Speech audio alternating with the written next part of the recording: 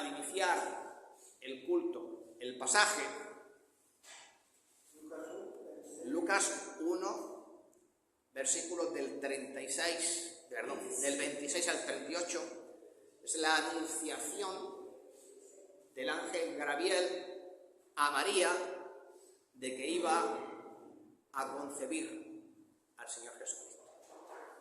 Bien, que este pasaje que tenemos ahí, del que luego iremos leyendo algunos versículos, se produce 6 meses antes, ¿no?, del nacimiento de Jesús.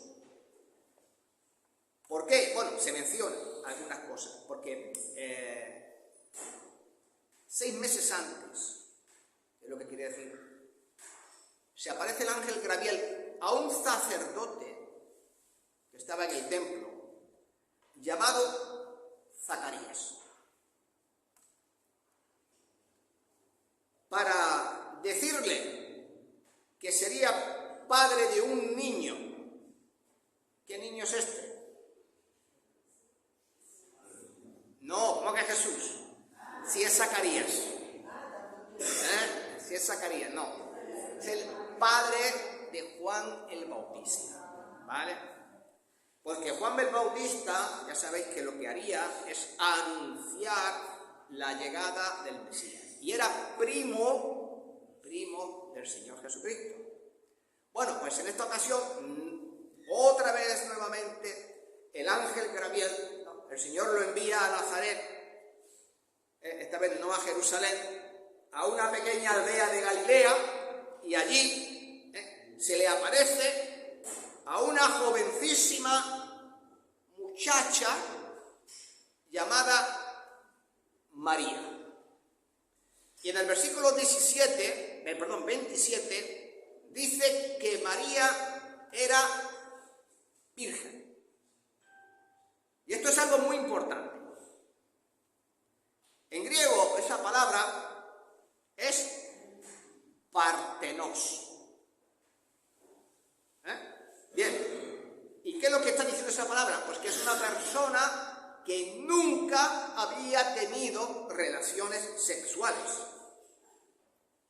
Yo estoy seguro que más de una vez, quizás, os encontréis con alguien que dice, no, pero es que esa palabra también se puede traducir por doncella. Y de hecho, en algunas traducciones lo pone. Y no sé si también si sabéis que hay personas que mantienen y afirman que Cristo, que todo esto que hay aquí, es una fábula. Y que el Señor Jesús nació como cualquiera.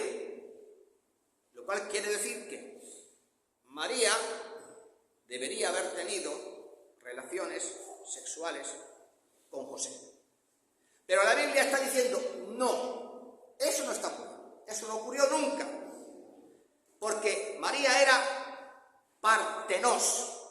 Esa misma palabra también se usaba por extensión para referirse en aquellos tiempos a una persona soltera. Porque se suponía que tampoco, ¿no?, según el mandato de Dios, había tenido relaciones sexuales. Pero si alguien nos dice, no, pero es que esta palabra doncella, muy bien, de acuerdo. ¿Sabéis vosotros que en biología se habla de que algunos animales, son insectos la mayoría de ellos, pueden tener descendencia sin tener relaciones sexuales? Sin machos. ¿Y cómo se llama eso? Partenogénesis. ¿Entendéis? Partenos está diciendo, no hay relación sexual. Es una virgen. Y además de eso, dice que María estaba desposada. ¿Qué es desposada? ¿Es lo mismo que casada? Prometida. Sí, exactamente.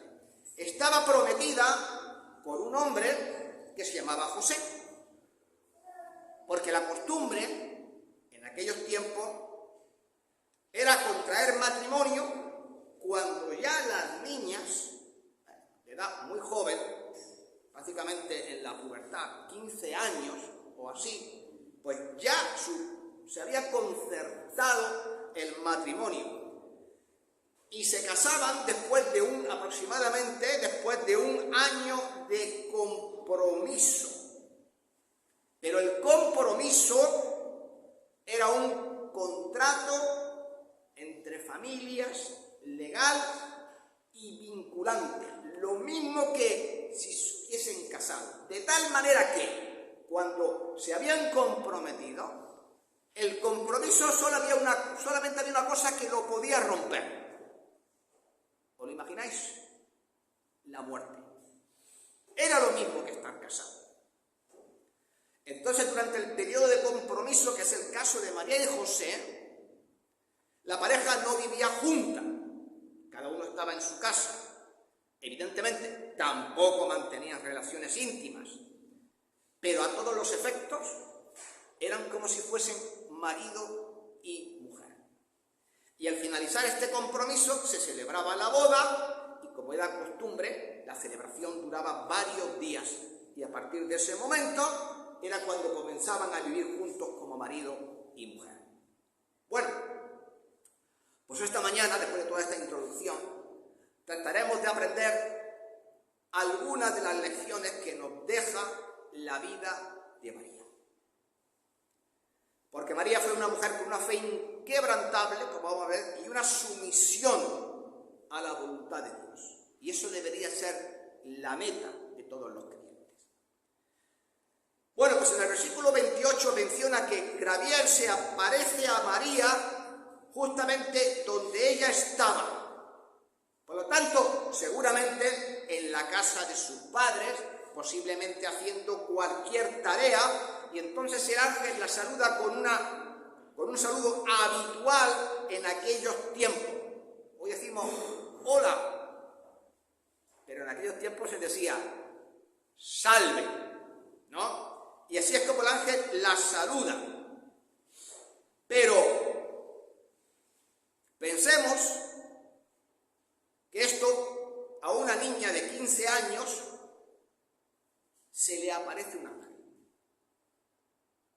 ¿Cómo te quedarías tú si se te apareciera un ángel?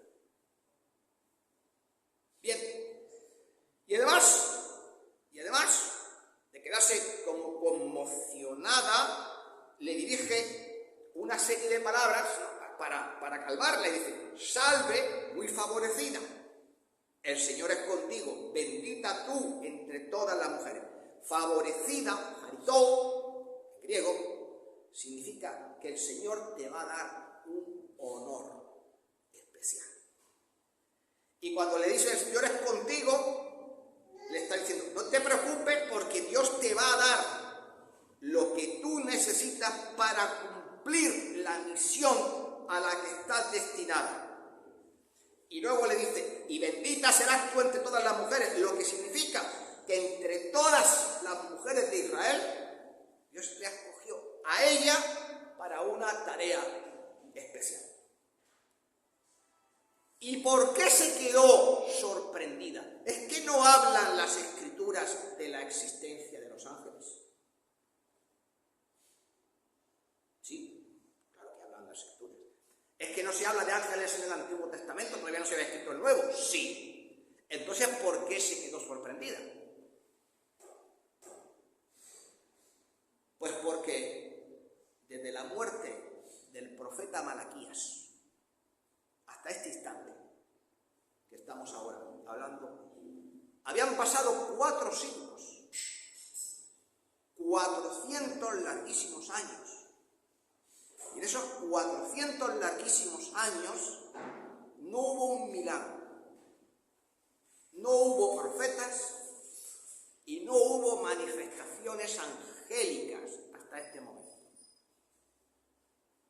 Entonces, imaginaos, se le aparece el ángel. Pues claro, para ella fue como algo muy sorprendente. Y quizás también este sea un buen momento para decir que, aunque María fue elegida por el Señor para ser la madre de Jesús, María no era inmaculada. Y que María era una mujer tan pecadora como todos nosotros. Y que también ella necesitaba un Salvador. Y aunque ella daría a luz a Jesús, ¿vale?, sería la muerte de su Hijo en la cruz y la resurrección de Él lo que también la salvaría a ella. Entonces María tenía que mirar a Jesús no solo como su Hijo, pues evidentemente también le tenía que mirar como su propio Salvador. Bueno, y continuamos con el versículo 29. Cuando María vio y escuchó todas estas palabras del ángel, se sintió turbada, tratando de entender lo que el ángel le dijo y por qué Dios favorecía a una mujer como ella. Pues entonces no es sorprendente que ella se sorprendiese porque, por ejemplo, no se sorprendió, por ejemplo, Pedro cuando el Señor Jesús hizo un milagro. Viendo esto, Simón Pedro cayó de rodillas ante Jesús y dijo: apártate de mí, Señor, porque soy, ¿qué? Hombre pecador. Soy en medio de la tormenta. O a las mujeres que fueron a ungir el cuerpo del Señor Jesucristo, aconteció que cuando ellas estaban perplejas, se pararon junto a ellas dos varones con vestiduras resplandecientes. Y como tuvieron temor, claro, pues se encontraron con el ángel, bajaron su rostro a tierra. Claro, por ese motivo, el ángel le dice: no temas, porque has hallado gracia delante del Señor. Y si las primeras palabras de Gabriel la dejaron perpleja, lógicamente, imaginaros lo que escuchó a continuación. Tuvo que dejarla completamente asombrada, porque el ángel le dijo: y concebirás en tu vientre, y darás a luz un hijo, y llevarás su nombre Jesús. Y por cierto, ¿qué significa Jesús? Salvador. Esto ya era anunciando lo que iba a pasar. Bien. Entonces, claro, María, sorprendida por aquello, le hace una pregunta al ángel: ¿y cómo será esto? Y que era virgen, aparece todavía aquí subrayado, pues dice: pues no conozco varón. Porque lógicamente para una mujer soltera, virgen, es imposible que se quede embarazada. Así que no podía comprender lo que estaba escuchando. No podía comprender que Dios la iba a utilizar para que se cumpliese una de las grandes profecías del Antiguo Testamento, que está en Isaías capítulo 7, versículo 14, donde dice: por tanto, el Señor mismo te dará aquí una señal. He aquí que la Virgen concebirá y dará a luz un hijo, y llamará su nombre Emmanuel, que como todo el mundo sabe, significa Dios con nosotros. Y continuó el ángel con una breve descripción de quién iba a ser Jesús. Por eso le dice: llamará su nombre Jesús, que es la forma griega del nombre hebreo Yeshua, que significa Dios salva. Lo que nos recuerda por qué vino Jesús al mundo. Porque dice las Escrituras, Lucas, signos de Lucas 19:10, porque el Hijo del Hombre vino a buscar y a salvar lo que se había perdido. Entonces Jesús nació para ser el Salvador, para morir en la cruz, para salvar a todos los que crean en Él y obedientemente José y María lo llamaron Jesús cuando murió. Vamos a pararnos aquí. ¿Qué vamos a celebrar? No digo nosotros. ¿Qué va a celebrar España? ¿Tú crees? ¿Tú crees que celebra el nacimiento de Jesús? Yo no lo creo. Sí, nosotros.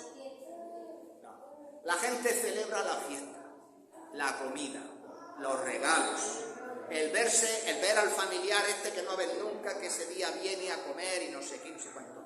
¿Quién celebra que el niño... ¿Habéis oído alguna vez decir en la Navidad que este niño nació para morir? ¿A que no lo habéis oído nunca? No se celebra eso.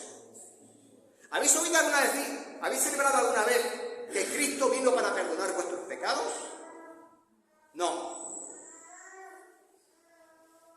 Pero esa es la Navidad. La Navidad es celebrar que hay una esperanza para los pecadores. Que este niño nació para morir y que su muerte perdonaría nuestros pecados. De eso en Navidad nunca se habla. Se habla de que el niño nace, sí. Se habla de la burra, si es que hubo burra, que no. Se habla del buey, si es que hubo buey, que tampoco. Se habla del pesebre. Ya hablaremos del pesebre en la próxima predicación o en la siguiente. Que tampoco es lo que la gente cree. ¿Entendéis? Y hay toda una parafernalia alrededor del nacimiento de Cristo que lo malinterpreta todo. Bien. Entonces le dice, continúa el ángel diciéndole, este será grande. ¿Sabéis cómo se dice grande en griego? Todo el mundo aquí lo sabe, por lo menos el que tiene ordenador. Megas. ¿Tenéis megas en vuestro ordenador? Sí. Pues será grande, porque a diferencia de Juan Bautista, fue grande a los ojos de Dios por la tarea que vino a realizar. Pero Jesús, hermanos, es el Hijo de Dios. Él es grande, grande en sí mismo. Porque su grandeza está precisamente en su naturaleza divina. Como dice la palabra del Señor en Efesios 1:20, dice, sobre todo principado, sobre toda autoridad, poder y señorío, y sobre todo nombre que se nombra, no solo en este siglo, sino también en el venidero. Ese es el Jesús en el que nosotros creemos. Y siguió el ángel describiéndole y le dijo, y será llamado Hijo del Altísimo. ¿Sabéis qué significa Hijo del Altísimo? Hijo de un nombre compuesto de Dios. ¿Cómo se dice Altísimo? El Elión. El Elión.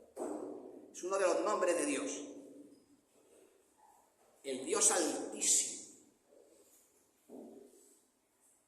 Hijo del Altísimo es una manera de decir hijo de. Para quien no sepa qué expresión significa esto en la Biblia, puede significar dos cosas.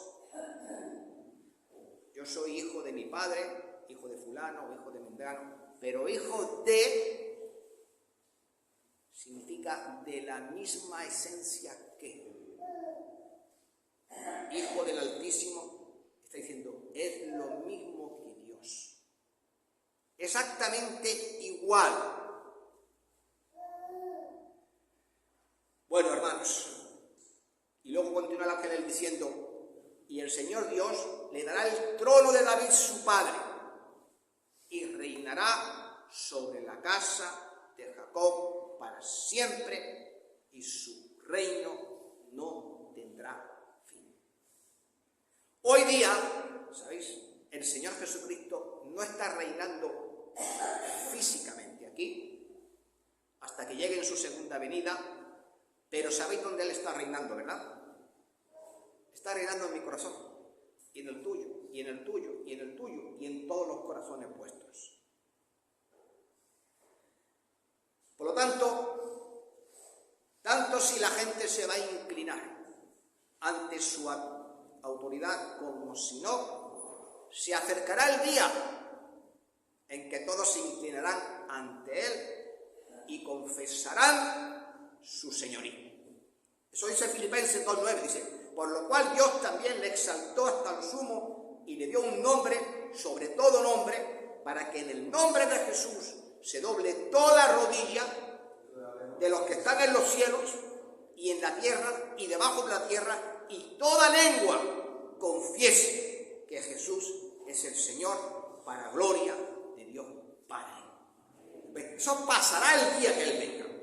Ya nadie podrá negarlo. Bueno, todo esto que estoy hablando nunca había ocurrido algo así en la tierra. Ninguna mujer, ningún hombre había escuchado a Dios dar esta promesa. El anuncio del nacimiento de Cristo, hermanos, es un momento crucial en la historia de la salvación del hombre. Y la gente que responda a este Jesús anunciado por Gabriel va a marcar su destino. Porque la palabra de Dios dice, el que tiene al Hijo tiene la vida, y el que no tiene al Hijo, pues no tiene la vida. Tan simple como esto. Acababa María de recibir este mensaje asombroso, que ella sería la madre del Mesías, pero para ella, que una mujer virgen, vamos a entender, diese a luz un hijo, su mente, imposible. Entonces María le hace una pregunta a Gabriel y le dice, ¿cómo será esto? Porque claro, en su mente, la única manera de quedar embarazada sería teniendo relaciones con un hombre. Y como ella misma había dicho, no conozco varón, por lo que sabía que esta concepción tendría que ser algo anormal, que no iba a ser por las causas normales. Y aunque María no entendía cómo esto iba a suceder, sin embargo creía que iba a suceder. Y entonces la diferencia está, por ejemplo, en que Zacarías, cuando se le apareció el mismo ángel Gabriel para decirle que iba a ser padre, le pidió una señal al ángel. Y leemos, dijo Zacarías al ángel, ¿en qué conoceré esto? Porque, claro, fijaros lo que le dice, yo soy viejo y mi mujer de edad avanzada. Respondiendo el ángel le dijo, yo soy Gabriel, que estoy delante de Dios y he sido enviado a hablarte para darte estas buenas nuevas. Ahora quedarás mudo y no podrás hablar hasta el día en que se haga, por cuanto no creíste mis palabras, las cuales se cumplirán a su tiempo. Entonces, como consecuencia de las dudas de Zacarías, quedó mudo hasta que Juan Bautista nació y recibió su nombre. Sin embargo, María no está aquí expresando ninguna duda. María no está pidiendo ninguna señal, creyó lo que Gabriel le dijo. Pero ella no entendía cómo esto va a suceder. Y entonces, ella lo que está pidiendo es una explicación. ¿Cómo va a acontecer? ¿Y por qué? Pues por lo que dije al principio. Durante 400 años no había habido ninguna manifestación profética, ninguna aparición angelical y ningún milagro. Hasta que Gabriel le informa del embarazo de su prima Isabel. Lo que estaba escuchando para ella era asombroso y le costaba comprenderlo. Pero aún así, escuchó y creyó. Y entendió que no iba a quedar de forma natural embarazada y que a pesar de todo seguiría siendo virgen. Bueno, hermanos,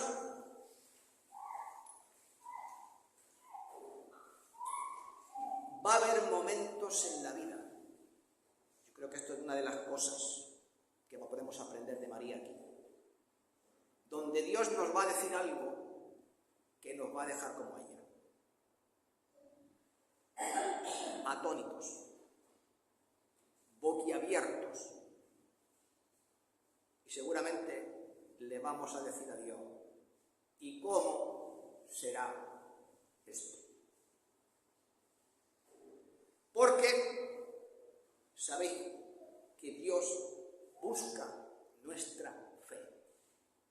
Y la palabra del Señor dice que sin fe es imposible agradar a Dios. Y que es necesario que el que le busca crea que le hay y que es galardonador de los que le buscan. ¿Y sabéis si que hay algo que a Dios no le gusta? Son las dudas, porque el antónimo de la fe es justamente eso. Por eso, en Santiago capítulo 1, versículo 5 podemos decir: si alguno tiene falta de sabiduría, pídala a Dios, el cual da a todos abundantemente y sin reproche, y le será dada. Pero pida con fe, no dudando nada, porque el que duda es semejante a la onda del mar, que es arrastrada por el viento y echada de una parte a otra. No piense pues que quien haga tal cosa recibirá cosa alguna del Señor. El hombre de doble ánimo es, ¿qué dice la palabra? ¿Cómo termina? Inconstante en todo su camino. Bueno, pues la fe de María fue asombrosa porque se iba a cumplir algo imposible, pero con todo, aunque no supiera todos los detalles, decidió creer. Ojalá nosotros, cualquiera de nosotros, tuviera este nivel de fe, que cuando el Señor nos pida algo en nuestra vida, hagamos como ella y no como Zacarías, sabiendo, como hemos leído en Lucas, que para Dios nada es imposible. Pero en respuesta a la pregunta de María, el ángel le dijo: el Espíritu Santo vendrá sobre ti. Y fue el Espíritu Santo que hizo que María concibiera un hijo sin la ayuda de un padre humano. Y para enfatizar esto, el ángel le siguió diciendo: y el poder del Altísimo te cubrirá con su sombra, por lo cual también, y esto es importante, este versículo, el santo ser que nacerá será llamado Hijo de Dios. ¿Sabéis que este nacimiento tuvo dos grandes características?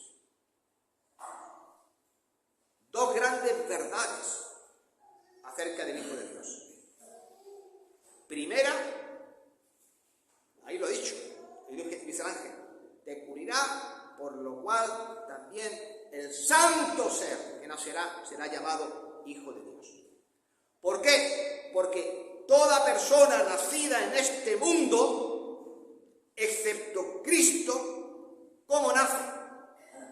¿Qué es lo que hereda de sus padres? La naturaleza pecadora. Pero como no fue concebido humanamente, ¿entendéis? No tuvo participación su padre para engendrarlo. Él nació santo, en el sentido de sin pecado. Y esto lo afirma el apóstol Pablo: por tanto, el pecado entró en el mundo por un hombre, y por el pecado la muerte, y la muerte pasó a todos los hombres por cuanto todos pecaron, menos a él, porque no fue concebido como un humano. Y también, por ejemplo, para hablar de que todos nacemos con la naturaleza pecaminosa, El propio rey David, cuando escribió el Salmo 51, dice: en maldad he sido formado y en pecado me concibió mi madre. Y no está diciendo que es que su madre fuera una fulana. Lo que está diciendo es que él estaba heredando la naturaleza pecadora de sus padres, ¿vale? Para que nadie malinterprete el versículo. Pero ¿qué dice la palabra de Dios acerca de Cristo?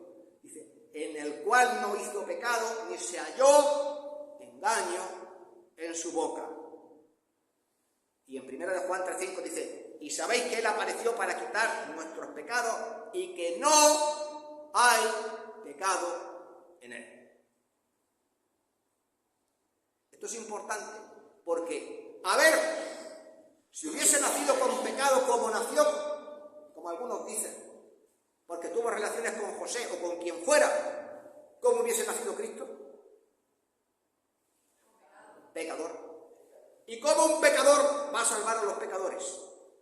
¿Cómo un pecador puede hacer cuando, por ejemplo, el propio sacerdote, antes de ofrecer los sacrificios, tenía que expiar los suyos, ¿no? Haciendo un sacrificio previo al sacrificio de la expiación? ¿Estáis entendiendo? Si esto hubiese sido así, como esta gente dice, ¿habría evangelio? No. ¿Habría salvación? No. Ninguno de nosotros podría estar aquí. Por eso la importancia del nacimiento virginal de Cristo. Y esto también, la segunda consecuencia importante, es que Jesús sería humano, pero al mismo tiempo también sería Dios. Porque Dios se manifestó en él como un hombre. Y dice el versículo de Juan, capítulo 1:14, dice: y aquel verbo fue hecho carne y habitó entre nosotros, ¿verdad? Y vimos su gloria como el unigénito del Padre, lleno de gracia y de verdad. O en Filipenses 2:6 dice: el cual, siendo en forma de Dios, no estimó ser igual a Dios como cosa de que aferrarse, sino que se despojó a sí mismo, tomando forma de siervo, hecho semejante a los hombres. Así que el nacimiento virginal le permitió a Jesús ser el único ser humano santo, entendiendo la santidad como ausencia de pecado, a la par que le permitía seguir siendo Dios. Bueno, volvamos a nuestra historia después de toda esta serie de consideraciones.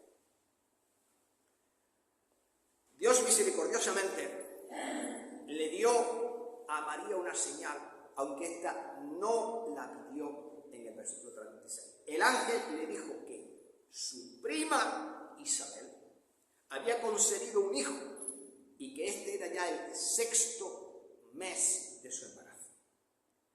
Y María se alegró mucho porque, como todo el mundo sabe, su prima era estéril, pero Dios le permitió concebir un hijo milagrosamente en su vejez. Evidentemente, la concepción de María fue de mucha mayor magnitud que la de su prima. Pero fue la confirmación del embarazo de Isabel para María, de que Dios puede hacer posible lo imposible. ¿Vale? Por eso el ángel le dice: porque nada hay imposible para Dios. Así que, a los oídos de cualquier persona, lo que María había escuchado era imposible, pero no para Dios omnipotente, que puede hacer cualquier cosa según su voluntad. Y quizás estas son cosas que tendríamos que recordar cuando para cualquiera de nosotros enfrentamos situaciones que también nos parecen imposibles. Porque Dios puede hacer cualquier cosa, pero que sin duda lo que no debemos hacer en esas situaciones es empezar a dudar y Zacarías. Y la respuesta final de María a todo esto está en el versículo 38, y ella le responde: he aquí la sierva del Señor, hágase conmigo conforme a tu palabra. y entonces dice que el ángel se fue de su presencia.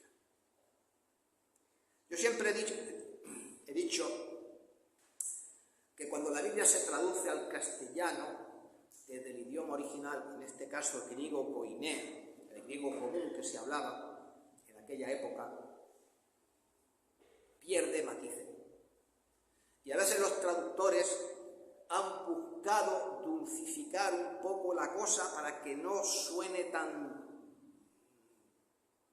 dura a los oídos. Dice, he aquí la sierva del Señor. ¿Es eso lo que está diciendo? No dice eso. Dice doulos. He aquí la esclava. Es la traducción correcta. He aquí la esclava del Señor. Hágase conmigo conforme a tu palabra. Y entonces el ángel se fue de su presencia.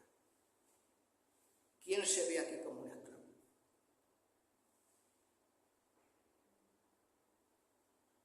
¿Quién de esa? Porque sabe una cosa, cuando a un esclavo se le decía algo por parte de su amo, no, el esclavo, no me da la gana, no quiero, no es el momento. ¿Sabes que si un esclavo decía eso a su señor, ¿sabéis lo que pasaba con él? Le podía matar. Un esclavo no tenía voluntad propia. Su voluntad era la voluntad de su amo. Es nuestra sumisión así, delante del Señor. Y hermanos, tomar esta actitud no fue fácil. Porque pensemos en alguna de las consecuencias de lo que el ángel le estaba diciendo. Vas a ser madre soltera. Bueno, está comprometida, pero no ha llegado todavía el día de tu boda. No has tenido relaciones con José. Ahora, pensemos por un momento. Cuando María le explica a José toda esta historia, ¿qué pensó José? Me ha engañado con otro. Claro, José se le tuvo que aparecer el ángel. Porque dice que él quería abandonarla secretamente. Dicen las Escrituras. Se tuvo que aparecer el ángel para decirle, no temas en recibir a María, tu mujer, porque lo que ella tiene del Espíritu Santo es. Pero si no la hubiese dejado allí como un perro, y cuando se hubiese descubierto su embarazo, sin José a su lado, estando comprometida con él, Levítico dice, y al adúltero y la adúltera le sacarás fuera, y le apedrearás, y morirán, y así quitarás el mal de Israel. ¿Sabéis lo que suponía esto, no? Una condena a muerte.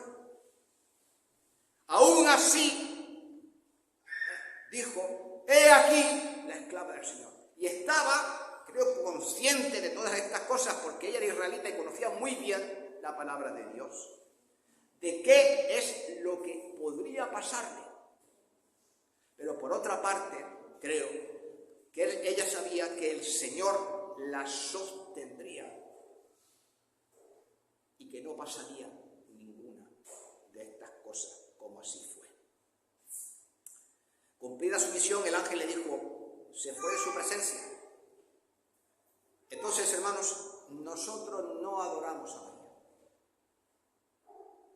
No fue quien murió por nosotros y nos salvó, pero sí hay algo que sí que le debemos a María. El reconocimiento por someterse a los propósitos de Dios. María merece nuestro respeto y nuestro reconocimiento por ser la esclava que no pensó en las implicaciones ni en los riesgos que comportaba su decisión. Y si María también merece nuestro reconocimiento, es porque fue humilde y obediente ante la voluntad de Dios. María, hermanos, y con esto concluyo, es un ejemplo para un creyente. Y es el ejemplo de un creyente fiel. Es el ejemplo de un creyente que cree que Dios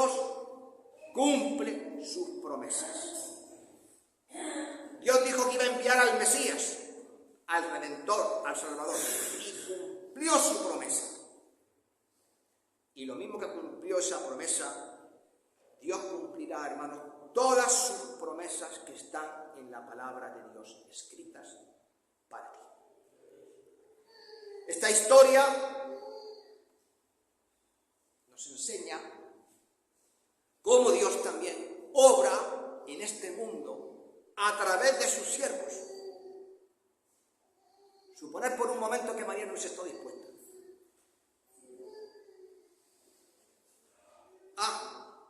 ¿Qué pasaría con la salvación? Empezamos ahí una interrogante abierta. Tendría Dios que buscarse a otra, evidentemente.